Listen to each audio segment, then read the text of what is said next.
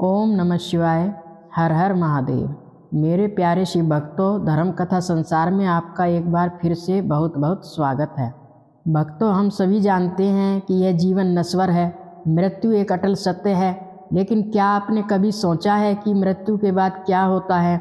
क्या सच में कोई ऐसा स्थान है जहाँ मरने मात्र से जीव को जन्म और मृत्यु के इस अंतहीन चक्र से मुक्ति मिल जाती है, चाहे उसने जीवन भर पाप किए हों या पुण्य किए हों? आज की कथा अत्यंत विशेष है। आज हम शिव महापुराण के उस अध्याय को सुनेंगे जहां स्वयं माता पार्वती ने जगत के कल्याण के लिए महादेव से काशी और वहां मृत्यु के रहस्य के बारे में पूछा। आज हम जानेंगे कि भैरवी यातना क्या है और काशी में प्राण त्यागने का असली महत्व क्या है। तो अपने मन को शिव चरणों में लगा दीजिए और बड़े ही प्रेम से सुनिए यह पावन कथा। कथा की शुरुआत होती है नेमी सारण के पावन वन से, जहाँ सूत जी महाराज 88,000 ऋषियों को संबोधित कर रहे हैं। ऋषियों के मन में बड़ी जिज्ञासा है, वे जानना चाहते हैं कि कलयुग के जीवों का उद्धार कैसे होगा।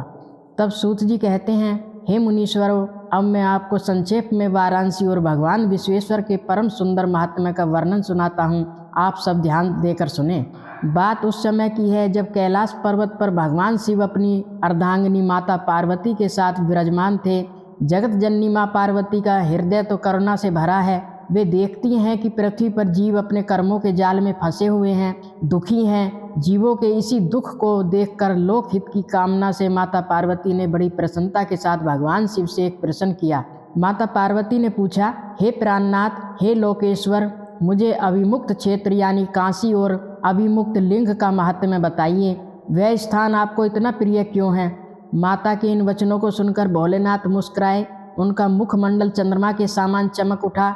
उन्होंने कहा, हे प्रिय, यह वाराणसीपुरी सदा के लिए मेरा गृह आत्म यानी सबसे रहस्यमय और गुप्त निवास स्थान है।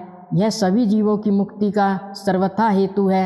यहाँ मेरे भक्त नाना प्रकार के वेश धारण करके अपनी इंद्रियों को जीत कर महायोग का अभ्यास करते हैं। महादेव अपनी प्रिय काशी का वर्णन करते हुए कहते हैं, हे महेश्वरी, मुझे वाराणसीपुरी में निवास करना सदा ही अच्छा लगता है। मैं अपना सब कुछ छोड़कर काशी में ही रहता हूँ। जानते हो क्यों?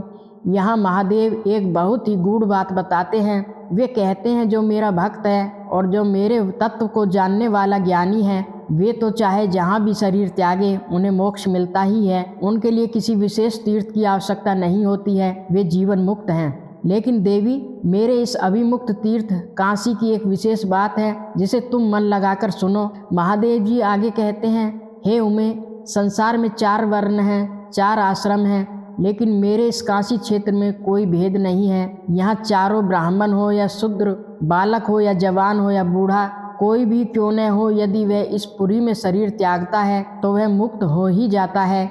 इसमें तनिक भी संशय नहीं है। भक्तों, भगवान शिव की करुणा की सीमा देखिए। वे आगे कहते हैं, स्त्रियाँ चाहे अपवित्र हो या पवित्र, कुमारी हो या विवाहित, चाहे कोई विधवा हो या बांझ हो या कैसी भी अवस्था में हो, यदि वह काशी क्षेत्र में मृत्यु को प्राप्त होती है तो वह अवश्य ही मोक्ष की अधिकारिणी बन जाती है। और केवल मनुष्य ही नहीं, महादेव कहते हैं, हे देवी, स्वदज पसीने से जन्म लेने वाले कीड़े, अंडे से जन्म लेने वाले पक्षी, वृक्ष, वनस्पति और जरायुष यानी कि गर्भ से जन्म लेने वाले पशु प्राणी, ये सब भी यदि यहाँ मरते हैं तो उन्हें भी मोक्ष मिलता है। ऐसा मोक्ष उन्हें और कहीं नहीं मिल सकता। यहाँ एक बहुत बड़ा प्रश्न उठता है। हम अक्सर सुनते हैं कि मोक्ष के लिए ज्ञान चाहिए, भक्ति चाहिए, बड़े बड़े यज्ञ चाहिए, लेकिन काशी की महिमा बताते हुए शिव जी कहते हैं, यहाँ मरने वाले के लिए न ज्ञान की अपेक्षा है, न भक्ति की, न कर्म की आवश्यकता है और न ही दान की। यहाँ तक कि उत्तम जाति या कुल की भी अपेक्षा नहीं है। जो मनुष्य मेरे इस मोक्षदायक क्षेत्र में निवास करता है, वह चाहे जैसा मरे उसके लिए मोक्ष सुनिश्चित है। भगवान शिव माता पार्वती को समझाते हैं कि यह नगरी ब्रह्मा आदि देवताओं के लिए भी एक रहस्य है। यह सभी तीर्थों में श्रेष्ठ है, इसलिए इसे अभिमुक्त कहा गया है। विद्वान मानते हैं कि धर्म का सार सत्य है, मोक्ष का सार समता है और समस्त तीर्थों का सार है काशी। मेरे प्यारे भक्तों, शिव जी की यह बात हमारे रोंगटे खड़े कर देती है। वे कहते हैं, चाहे कोई मनुष्य अपनी इच्छा अनुसार भोजन करता हो या सोता हो, खेलता हो या सांसारिक कर्मों में लगा रहता हो, जिसका मन विषयों में फंसा है, जिसने धर्म में रुचि छोड़ दी है, वह भी यदि काशी में मरता है तो वह दोबारा संसार के बंधन में नहीं पड़ता। तो फिर जो लोग ममता से रहित हैं, धीरे हैं, जो दिखावा नहीं करते हैं और केवल शिव में ही रमे रहते हैं, उनकी तो बात ही क्या है, वे तो साक्षात शिव रूप ही हैं। महादेव बताते हैं कि काशीपुरी में उनके भक्तों ने अनेक शिवलिंग स्थापित किए हैं जो संपूर्ण इच्छाओं को पूरा करने वाले हैं। यह पूरा क्षेत्र 5-5 कोस तक फैला हुआ है और यह सब ओर से मोक्षदायक है। लेकिन भक्तों, यहाँ एक ही बहुत महत्वपूर्ण और सावधान करने वाली बात भी है।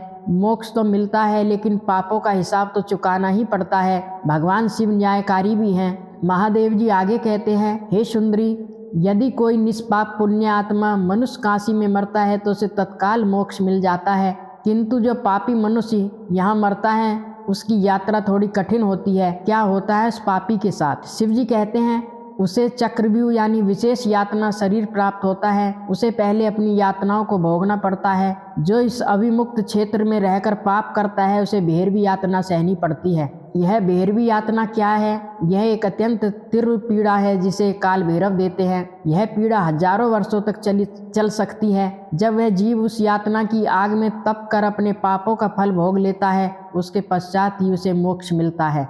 यह भगवान का न्याय है, क्योंकि जीव को अपने शुभ और अशुभ कर्मों का फल अवश्य भोगना पड़ता है। शिवजी समझाते हैं कि केवल अशुभ कर्म नरक देते हैं और केवल शुभ कर्म स्वर्ग देते हैं।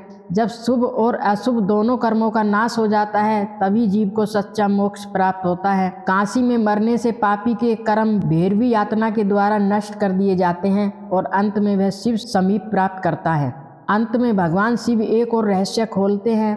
वह कहते हैं, हर कोई काशी नहीं जा पाता। हे पार्वती, यदि किसी ने पूर्व जन्म में आदरपूर्वक काशी के दर्शन किए हों तभी उसे इस जन्म में काशी में पहुंचकर मृत्यु का सौभाग्य प्राप्त होता है।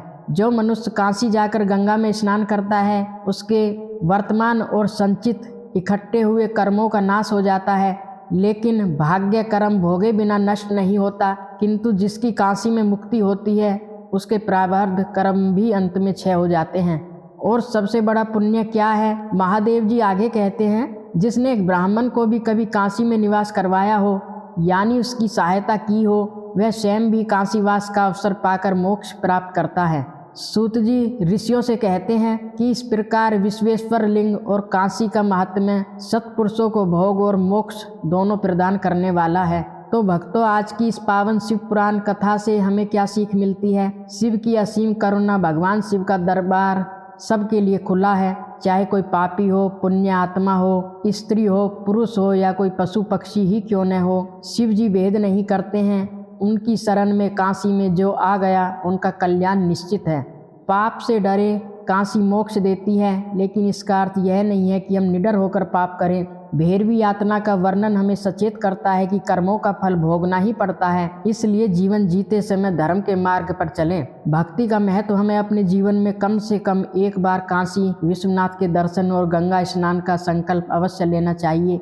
न जाने हमारे किस पूर्व जन्म के पुण्य उदय हो जाएं और हमें शिव का सानिध्य मिल जाए। तो भक्तों, शिव महापुराण का यह अध्याय हमें मृत्यु के भय से मुक्त करता है और शिव भक्ति की ओर ले जाता है। अगले भाग में हम सुनेंगे त्रिंगम ज्योतिर्लिंग का महात्म्य, जिसे सुनने मात्र से मनुष्य क्षण भर में समस्त पापों से मुक्त हो जाता है। अगर आपको आज की यह कथा पसंद आई है तो कमेंट बॉक्स में सच्चे मन से हर हर महादेव अवश्य लिखें। वीडियो को लाइक करें और अपने परिवारजनों के साथ शेयर करके पुण्य के भागी बने। ऐसी ही दुर्लभ और पवित्र कथाओं के लिए आपके अपने चैनल धर्म कथा संसार को सब्सक्राइब करना न भूलें। मिलते हैं अगली कथा में, तब तक के लिए भगवान शिव की कृपा आप और आपके परिवार पर सदा बनी रहे। ओम नमः शिवाय। हर हर महादेव।